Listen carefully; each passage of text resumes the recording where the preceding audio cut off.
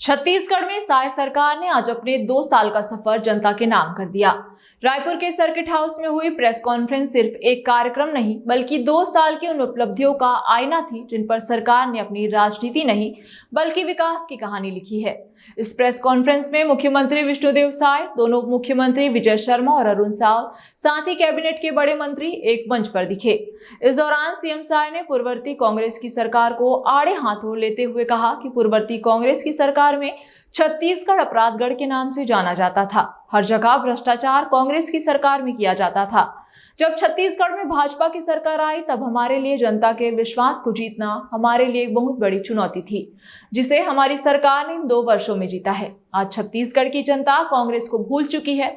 वहीं सीएम साय ने सरकार की उपलब्धियों पर आधारित पुस्तक का विमोचन भी किया। मुख्यमंत्री विष्णुदेव साय ने कहा कि किसानों और गरीबों के लिए इन 2 वर्षों में लिए गए फैसले छत्तीसगढ़ की नई दिशा तय करती है।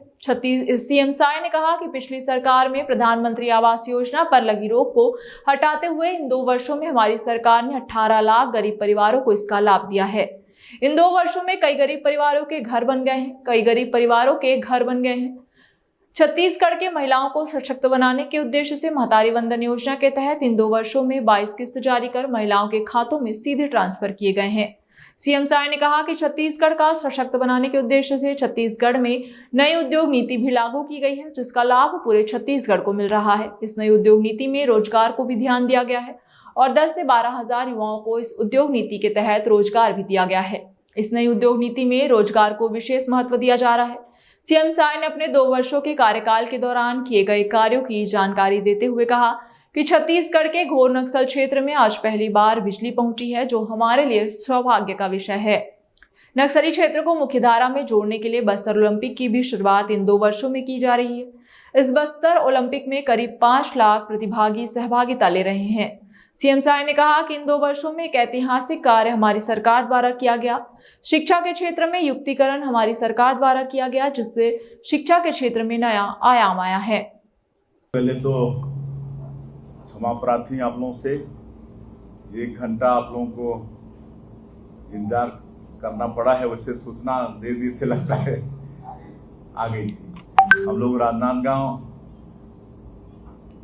कवर्धा चले गए थे हमारे डिप्टी सीएम विजय शर्मा जी के क्षेत्र में।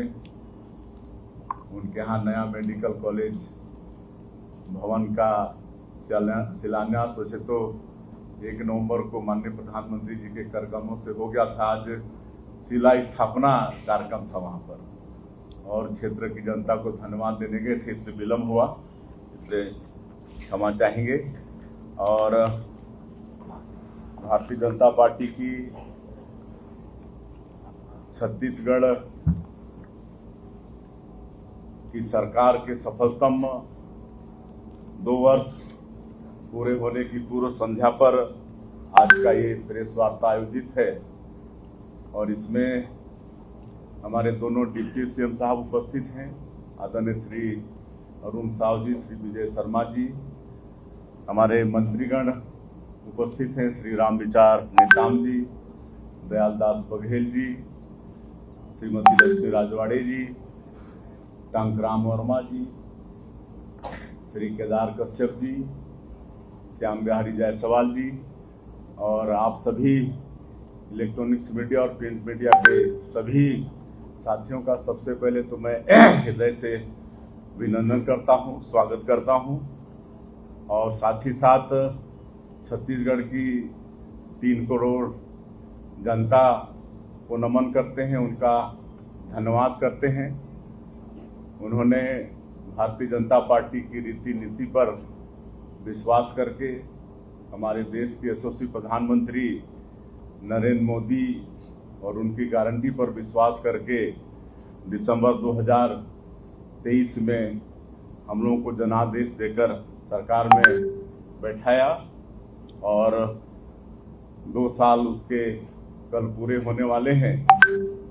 तो 2 साल में अनेकों उपलब्धियां हैं, लेकिन मैं आप लोगों के माध्यम से छत्तीसगढ़ की जनता को जो 2 साल में हमारी सरकार ने उनके लिए किया है उसको बताने का हम प्रयास करेंगे। एक तो पिछली सरकार में 18 लाख गरीब लोग प्रधानमंत्री आवास से वंचित हो गए थे। ग्रामीण क्षेत्रों में एक भी गरीबों का मकान नहीं बना था, जबकि सबका एक सपना होता है कि अपना एक घर हो, सबके सर में छत हो, लेकिन अपने अधिकार से वंचित हो गए थे। और माननीय प्रधानमंत्री जी चुनाव प्रचार के दौरान ये वादा किया था कि भारतीय जनता पार्टी की सरकार बनती है तो मुख्यमंत्री का पहला काम होगा कि 18 लाख गरीबों का प्रधानमंत्री आवास स्वीकृत करेगा। और आज मुझे बताते हुए खुशी हो रही है कि 13 दिसंबर 2023 को सरकार शपथ ली और बिना देरी के अगले ही दिन 14 दिसंबर 2023 को पहले ही कैबिनेट में 18 लाख प्रधानमंत्री आवास की स्वीकृति दे दिए। और आज 2 साल में सबके मकान बहुतों के पूरे हो गए हैं, बहुतों के बन रहे हैं और एक उनको विश्वास सरकार के प्रति बढ़ा है। उसी तरह से किसानों से भी वादा था कि हम किसानों का धान प्रति एकड़ 21 क्विंटल खरीदेंगे और 3100 रुपया धान का कीमत देंगे। तो इस साल तीसरा साल चल रहा है, तीसरा साल धान खरीदी अभी चालू है। पिछले 2 साल 21 क्विंटल प्रति एकड़ धान खरीदे और 3100 रुपया धान का कीमत दिए। अंतर की जो राशि है उसको भी धान खरीदी समाप्त होने के 1 सप्ताह के भीतर ही सभी किसानों के खाते में भेज दिए और इस साल भी धान की खरीदी चालू है।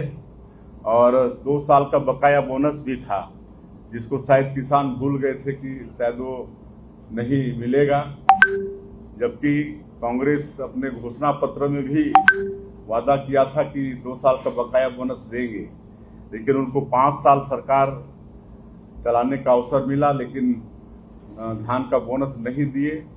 लेकिन मुझे बताते हुए खुशी हो रही है कि 13 दिसंबर 2023 को सरकार शपथ ली और 25 दिसंबर जो भारत रत्न और छत्तीसगढ़ निर्माता श्रद्धेय अटल बिहारी वाजपेयी जी का जन्म दिवस होता है, इसको पूरा देश सुशासन दिवस के रूप में मनाता है। तो उस दिन 13 लाख किसानों का 3716 करोड़ रुपया बकाया बोनस देने का काम भी हमारी सरकार ने किया और इससे निश्चित रूप से किसानों को लाभ हुआ। उसी तरह से हम लोग का वादा था कि हम लोग महिलाओं को भी आर्थिक रूप में सशक्त करेंगे और इसके लिए महतारी बंधन योजना लागू किए और सरकार गठन के 3 महीना के अंदर ही ये योजना चालू हो गई और अभी तक 22 किस्त दे चुके हैं। अभी तक कुल 14,306 करोड़ रुपया महिलाओं के खाते में दे चुके हैं और इससे बड़ा अच्छा लाभ हो रहा है। हमारी माताएं बहनें बहुत खुश हैं। जब हम लोग कार्यक्रमों में जाते हैं तो उनके चेहरे पर जो मुस्कान, जो खुशी दिखती है, उससे हम लोगों को बहुत आत्मसंतुष्टि भी होती है और उनसे पूछते भी हैं कि आप इस पैसे का कैसे इस्तेमाल करते हैं, तो अनेकों तरह की वो बात बताते हैं। कोई कहती है कि हम अपनी बेटी के नाम से सुकन्या समृद्धि योजना का खाता खोले हैं, प्रति महीना उसमें जमा कर रहे हैं। कोई सिलाई कढ़ाई नया मशीन खरीदकर 4 से 5 हज़ार रुपये महीना सिलाई कढ़ाई करके कमा रही हैं। कोई छोटा मोटा सब्जी भाजी की दुकान उसको बढ़ा के अपना आर्थिक सशक्तिकरण कर रही हैं। एक आध गांव में तो ऐसा भी देखने को मिला है कि सब महिलाएं चंदा करके प्रभु श्री राम का मंदिर भी बनाने का काम कर रही हैं और ये काम सारंगढ़ विधानसभा के दामसरा गांव में हो रहा है। वहां की माताएं हमसे आके मिल भी चुकी हैं और तेंदुपत्ता, जो कि विशेषकर हमारा सरगुजा और बस्तर संभाग में और जनजाति समाज के लोगों के लिए एक आजीविका बड़ा साधन होता है और तेंदुपत्ता को हरा सोना भी कहा जाता है। तो तेंदुपत्ता का कीमत भी 4,000 मानक बोरा से बढ़ा के 5,500 मानक बोरा किए हैं। लाख परिवार तेंदुपत्ता है और चरण पादुका योजना जो बंद हो गया था उसको किए हैं। काहे कि ये तेंदुपत्ता तोड़ने का काम गर्मी के दिनों में होता है और पैरों में चप्पल जूते नहीं होते तो कई बार कांटा खूंटी गड़ने से गैंग्रीन जैसे बीमारी भी हुआ है और पैर तक काटना पड़ा है।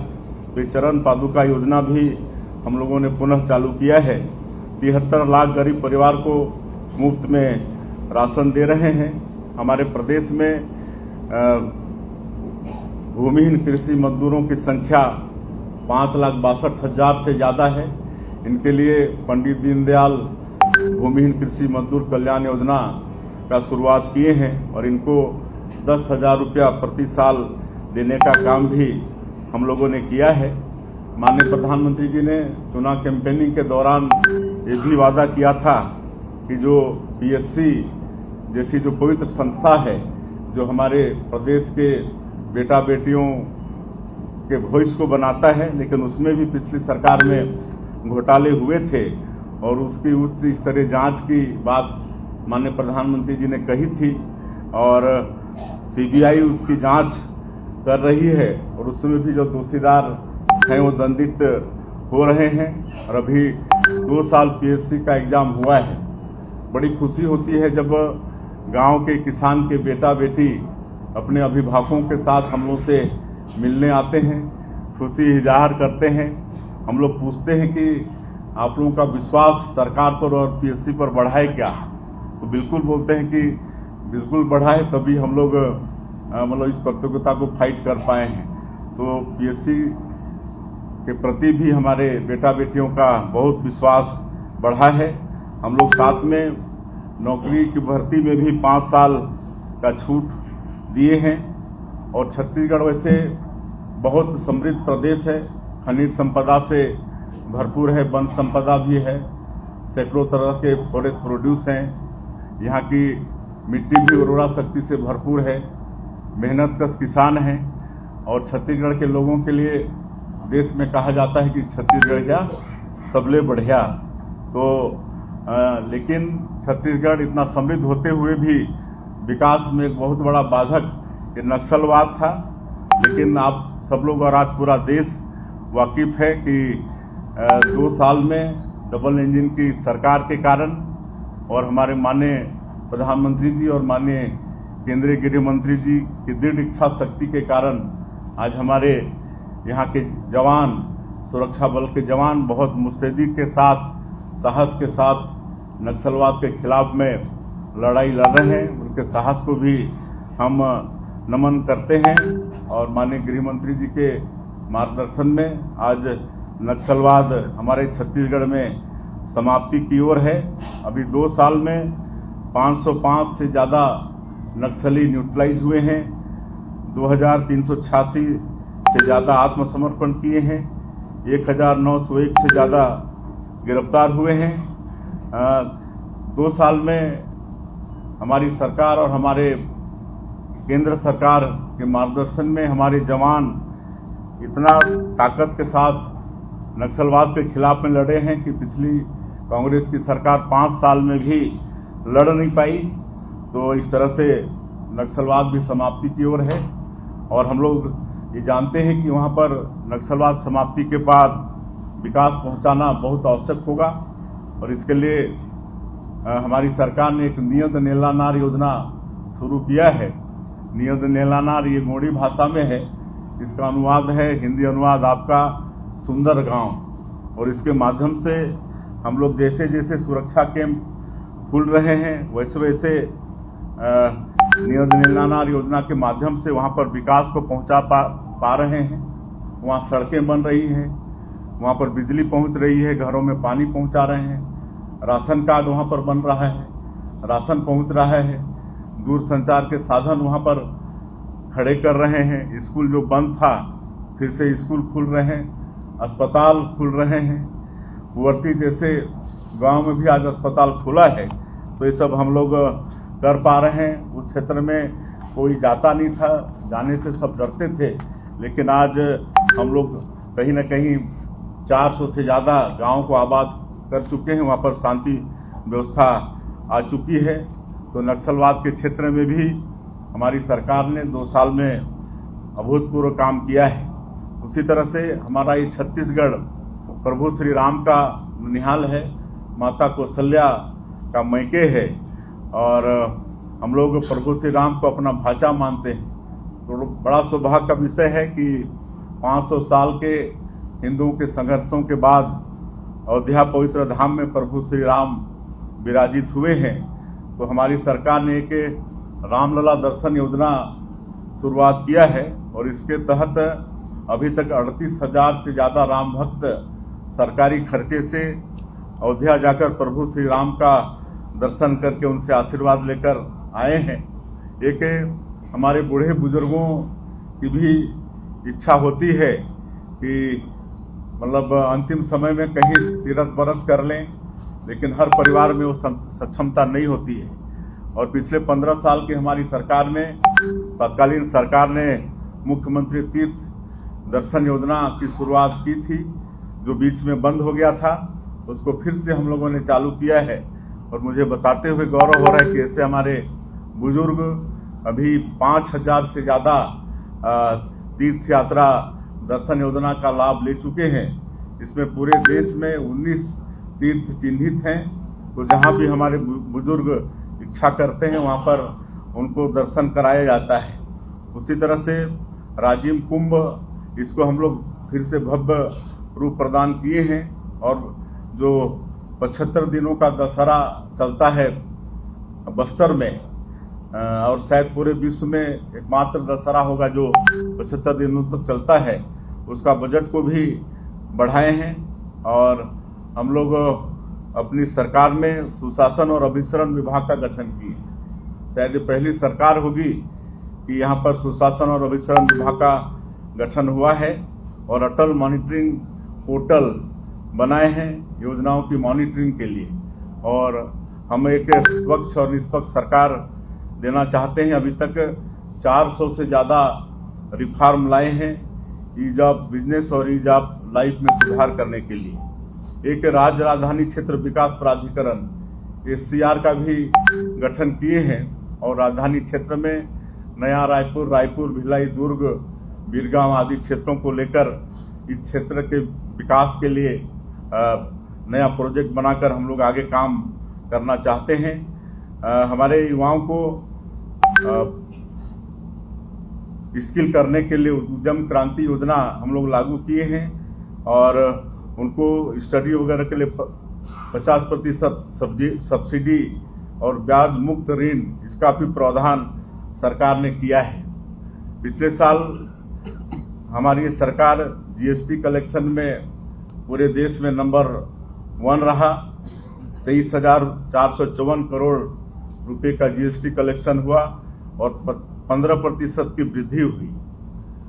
छोटे व्यापारियों को भी सुविधा देने की दृष्टि से जो ई-वे बिल सीमा होता है, उसकी सीमा 50,000 से बढ़ाकर 1 लाख किए हैं और सभी जिलों में हमारे व्यापारियों की सुविधा के लिए GST का कार्यालय भी सरकार ने खोला है और हमारे प्रतिष्ठान 24 घंटे और हर सप्ताह 7 दिन खुले रहने के भी एक नियम बनाए हैं। इससे भी हमारे व्यापारियों को और लोगों को लाभ हो रहा है।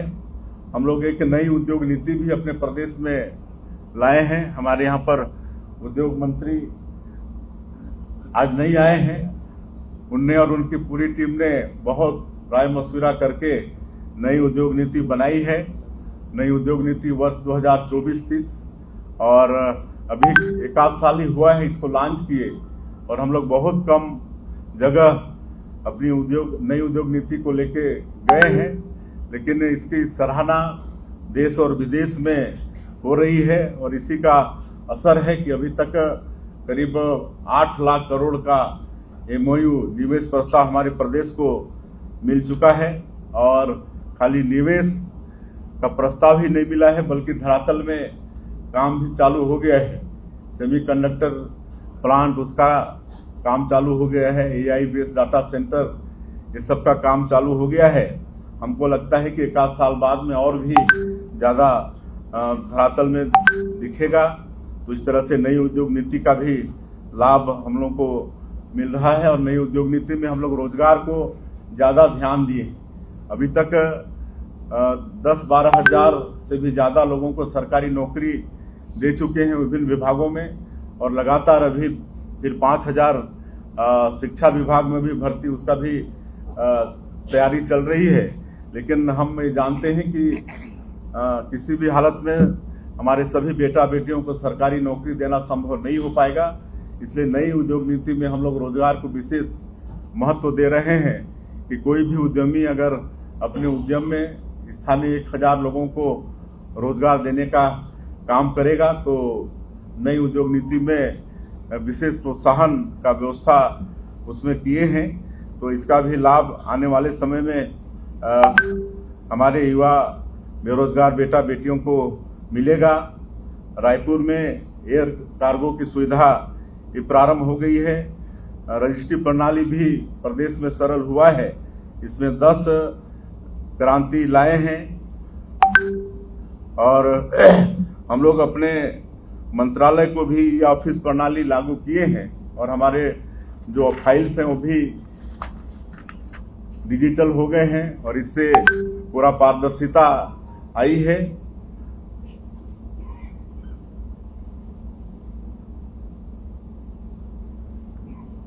और नक्सलवाद की बात हम कर रहे थे तो आत्मसमर्पित नक्सलियों के लिए भी एक अच्छी पुनर्वास नीति लाए हैं और इसके लिए हमारे गृह मंत्री जी यहाँ पर बैठे हैं। देश के कई प्रदेशों का दौरा करके वहाँ की पुनर्वास नीति का अध्ययन करके अच्छा पुनर्वास नीति हम लोगों ने बनाया है और जो भारी संख्या में आत्मसमर्पण कर रहे हैं उनको नई पुनर्वास नीति के तहत 3 वर्ष तक प्रत्येक महीना 10,000 रुपया सहायता के बतौर देने का प्रावधान है।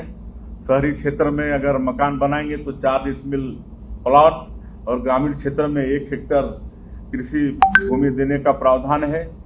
और इसमें जो सरेंडर करते हैं, कई इनामी नक्सली रहते हैं तो पहले ये जवानों को चला जाता था, लेकिन अब नई पुनर्वास नीति में अब उन्हीं को ये देने का है और उनको स्किलिंग भी करा रहे हैं। स्किलिंग करा के उनको रोजगार से जोड़ने का भी काम कर रहे हैं। अभी पिछले महीने ही जगदलपुर में एक पंडुम कैफे, जो आत्मसमर्पित नक्सली और पीड़ित नक्सली हैं, दोनों मिलकर पंडुम कैफे चालू किए हैं और हम ही लोगों को शुभारंभ करने का सौभाग्य मिला। तो इतनी खुशी थी उनके चेहरों में कि बड़ा आत्मसंतुष्टि हो रहा था। और आज उस क्षेत्र में हम नियत नीलानार योजना भी चला रहे हैं और आज हम बताना चाहेंगे आपके माध्यम से कि ये 2 वर्षों में वहाँ 1.25 लाख राशन कार्ड, नए राशन कार्ड बने हैं। 81,000 लोगों का आधार कार्ड बना है। 52,000 लोगों का आयुष्मान कार्ड बना है। 60,000 से ज़्यादा लोगों का जॉब कार्ड बना है। तो इस तरह से वहाँ पर विकास पहुँच रहा है। बहुत से ऐसे गांव हैं, चिल्कापल्ली, तेमेनार, जो घोर नक्सल प्रभावित थे, आज वहाँ पर पहली बार बिजली पहुँची है। और धुड़मा राष्ट्र एक ऐसा गांव है जिसको UN राष्ट्रीय पर्यटन संस्थान ने 60 कंट्री में जो 20 बेस्ट विलेज का चयन किया है, उसमें हमारा धुड़मा रास है। ये हमारे छत्तीसगढ़ के लिए बड़ा ही सौभाग्य का विषय है। हम लोग वहाँ के युवाओं को विकास की मुख्यधारा से जोड़ने के लिए बस्तर ओलंपिक की भी शुरुआत किए हैं पिछले साल से। और मैं ये बताते हुए गौरवान्वित हो रहा हूँ कि पिछले साल हमारे युवा 1,65,000 बस्तर ओलंपिक में पार्टिसिपेट किए और इस साल अभी चल रहा है। अभी कल ही हम लोग दोनों डिप्टी सीएम साहब के साथ, केदार जी के साथ शुभारंभ करके आए हैं जगदलपुर से। इस साल 4.25 लाख लोग उसमें पार्टिसिपेट कर रहे हैं और कल समापन होना है। और हमारे देश के यशस्वी गृह मंत्री के कर कमलों से बस्तर ओलंपिक का समापन होगा। उसके बाद बस्तर पंडुम भी कराएंगे। पंडुम का अर्थ होता है उत्सव, बस्तर का उत्सव। उसमें बस्तर के लोगों का वेशभूषा, नृत्य, उनका वाद्य यंत्र, उनका व्यंजन, इन सब को लेकर बस्तर पंडुम कराएंगे। और पिछले साल भी कराए थे तो 47,000 लोग उसमें भाग लिए थे।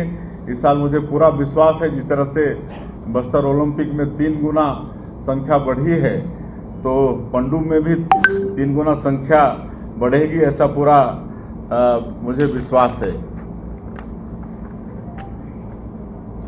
अधोसंरचना के क्षेत्र में भी पिछले 2 वर्षों में काफी विकास हुआ है। एक तो रायपुर से विशाखापट्टनम एक्सप्रेस वे का निर्माण हो रहा है और हमको लगता है कि ये बस्तर के लिए गेम चेंजर होगा। उसी तरह से रावघाट जगदलपुर रेल लाइन की भी स्वीकृति हुई है और एक रिवर इंटरलिंकिंग, ये भी हमारे आदरणीय मोदी जी की एक अच्छी योजना है।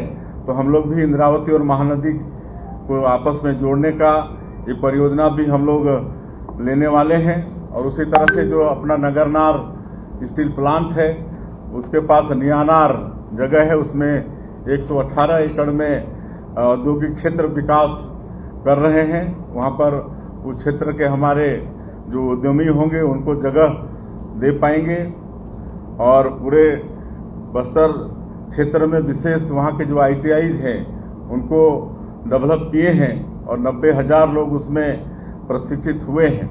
एक पिछले समय ये भी देखने को आया कि जो हमारे दूरस्थ क्षेत्र हैं वहाँ पर जो बस ओनर हैं, जो रूट में उनको फायदा होता है उसी में बस का संचालन करते हैं, लेकिन जिस रूट में फायदा नहीं होता है वहाँ पर वहाँ के लोग जो वहाँ सस्ता और सुलभ होता है वाहन पिकअप वगैरह, उसमें यात्रा करते हैं। और जब एक्सीडेंट होता है तो भारी संख्या में एक साथ उनकी मृत्यु होती है और इसके लिए सरकार मुख्यमंत्री बस सेवा योजना का शुरुआत किया है।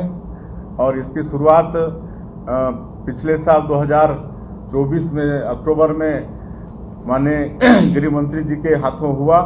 अभी कुछ दिन पहले ही हम लोग दूसरा चरण शुरू किए हैं और इसमें सैकड़ों गांव इसमें लाभान्वित हो रहे हैं और उसमें जो उनको फायदा नहीं होगा उसकी भरपाई सरकार करने वाली है। ये 2 साल में एक और ऐतिहासिक काम हम लोग किए युक्ति उपकरण शिक्षा विभाग में, और हम आपको बताना चाहेंगे कि इसके पहले 453 स्कूल शिक्षक विहीन थे, 1428 स्कूल एक शिक्षकीय थे और कहीं कहीं मतलब बच्चों से ज़्यादा शिक्षक थे। तो इस तरह से असंतुलन था, लेकिन साहस करके युक्ति उपकरण किए तो आज सभी स्कूलों में मतलब टीचर पहुंचे हैं। और यहाँ पर हमारे प्रदेश में जो स्टूडेंट और टीचर का जो रेशियो होता है वो रेशियो राष्ट्रीय औसत से भी अच्छा है। तो युक्ति उपकरण के माध्यम से हम लोग सभी स्कूलों में शिक्षक पहुंचा पाने में भी सफल हुए हैं। 900 स्कूलों में स्मार्ट क्लास शुरू कर चुके हैं और नई शिक्षा नीति को भी लागू किए हैं। नई शिक्षा नीति जो मतलब रोजगार परक भी है और उसमें संस्कार भी शामिल है। और हम लोग शिक्षा विभाग में जिस तरह से प्राइवेट स्कूलों में PTM की व्यवस्था होती है तो भी लागू किए हैं।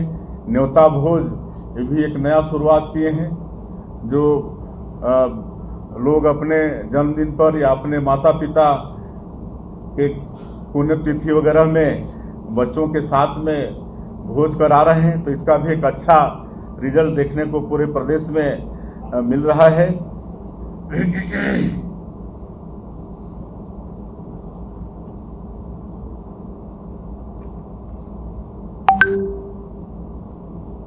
रायपुर को अंतर्राष्ट्रीय खेल के नक्शे में भी हम लोग ला रहे हैं और हमारे छत्तीसगढ़ का सौभाग्य है कि यहाँ का जो क्रिकेट का स्टेडियम है ये पूरे देश में 3रे नंबर पर है।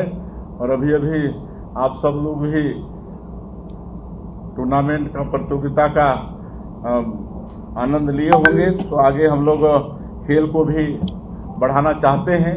जो अलंकरण समारोह बंद हो गया था उसको हम लोग पुनः चालू किए हैं और ओलंपिक में भी हमारे छत्तीसगढ़ के बच्चे शामिल हों और इसलिए प्रोत्साहन स्वरूप अगर कोई यहाँ का ओलंपिक में पार्टिसिपेट भी करता है तो प्रोत्साहन स्वरूप 21 लाख रुपया देने का प्रावधान किए और अगर ओलंपिक में पार्टिसिपेट करके अगर स्वर्ण पदक लाता है तो 3 करोड़ रुपया देने का प्रावधान किए हैं।